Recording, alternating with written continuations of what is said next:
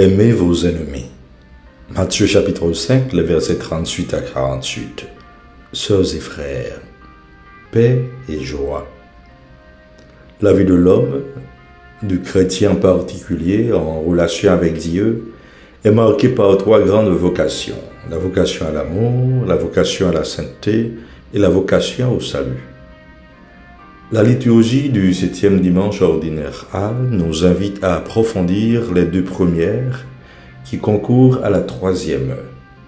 En d'autres termes, si nous cherchons à vivre dans l'amour inconditionnel et dans la sainteté, nous sommes sûrs d'atteindre le salut. Aujourd'hui encore, le Christ continue à révéler les enjeux de la loi nouvelle. Il ne s'agit pas seulement, nous dit-il, d'aimer nos amis, mais d'aimer aussi nos ennemis. Pas trop évident en fait. Cela dépasse nos maigres forces.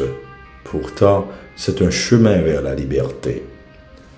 La relecture de la loi de la sainteté nous pousse à méditer sur les paroles de Jésus. Je ne suis pas venu abolir, mais accomplir. Juste pour nous rappeler qu'en Jésus, toute l'Écriture trouve sa résonance.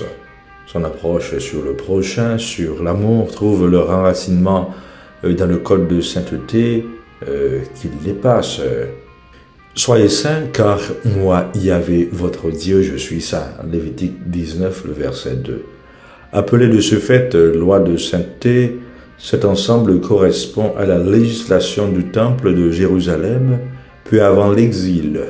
Il contient des commandements éthiques, des règles sociales, des rubriques liturgiques. Le tout est mis sous le signe de la sainteté, comprise sous son double aspect. D'abord, Israël doit être un peuple saint parce que Dieu l'a choisi comme peuple à part, qui ne peut agir comme les autres. À Lévitique 18, 1 à 5, Lévitique 20, le verset 26. Ensuite, Israël bénéficie de la présence du Dieu qui le sanctifie. Lévitique chapitre 20, le 8e verset. Les préceptes donnés aux versets 17 et 18 appartiennent à un petit code juridique. Lévitique 19, les versets 15 et 18, visant donc à assurer la cohésion de la communauté. Pas d'injustice dans les procès, pas de diffamation du prochain, pas de vengeance, pas de rancune. Tout cela est couronné par ceci: tu aimeras ton prochain comme toi-même. Dans ce contexte, le prochain désigne le compatriote. Nous le trouvons au verset 17. L'amour dont il est question ici, par opposition à la haine destructrice des liens sociaux, ne désigne pas tant un sentiment d'affection que l'attitude positive de solidarité qui s'impose pour qu'Israël réponde à sa vocation de peuple saint. Jésus, comme nous l'avions vu un peu plus loin, critique vivement la justice des pharisiens qui invite à un amour responsif. Aimez ceux qui vous aiment. Et il remet en question les efforts du Lévitique qu'il reprend en faisant une injonction. Soyez parfaits comme votre Père céleste est parfait. De façon plus spécifique, Jésus émet une série de 6 antithèses. La dernière porte sur la portée sans limite de l'amour. C'est donc dans cette direction qu'il faut chercher le secret de la perfection et non dans un listing d'observances. La loi de Talion représentait déjà une limitation de la vengeance, telle qu'elle se manifeste dans le chant de la Mecque, Genèse au chapitre 4, le verset 24. À une compensation fondée sur l'égalité, Jésus oppose, en tenue imagée, hyperbolique, le principe de la non-résistance au mal. Certaines grandes figures de la non-violence, de la liberté et de la fraternité ont puisé dans ce trésor. Gandhi, Martin Luther King, Don Helder Camara, pour ne citer que cela.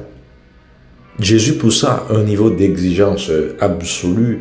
Le code de sainteté instaure la loi d'amour. Il commente ici la fameuse loi ancienne du talion, œil pour œil, dent pour dent, Lévitique 24, le verset 20. La dite loi pouvait sans doute être interprétée comme un équilibre entre la faute et la peine ou la riposte. Et Jésus, pour sa part, demande aux siens de ne pas riposter pour éviter une surenchère de la violence. Et au contraire du simple équilibre, il suggère pour les questions de justice ou pour les demandes d'emprunt ou d'assistance de se montrer plus généreux que ce qui est requis. Jésus sait qu'il a été dit « Tu aimeras ton prochain ». Mais il va beaucoup plus loin que la loi en recommandant d'aimer son ennemi et de prier pour lui. Aimez vos ennemis et priez pour ceux qui vous persécutent. Une voie salutaire, mais qui fait couler beaucoup d'encre. Disons-nous, nous n'y marchons pas seuls. Jésus est avec nous. La confession de foi de la sainteté de Dieu nous engage vis-à-vis de Dieu, du prochain et de nous-mêmes. Les mots de la foi ne sont pas de simples mots. Ils sont toujours déjà des pratiques, des mises en œuvre de ce qu'ils contiennent.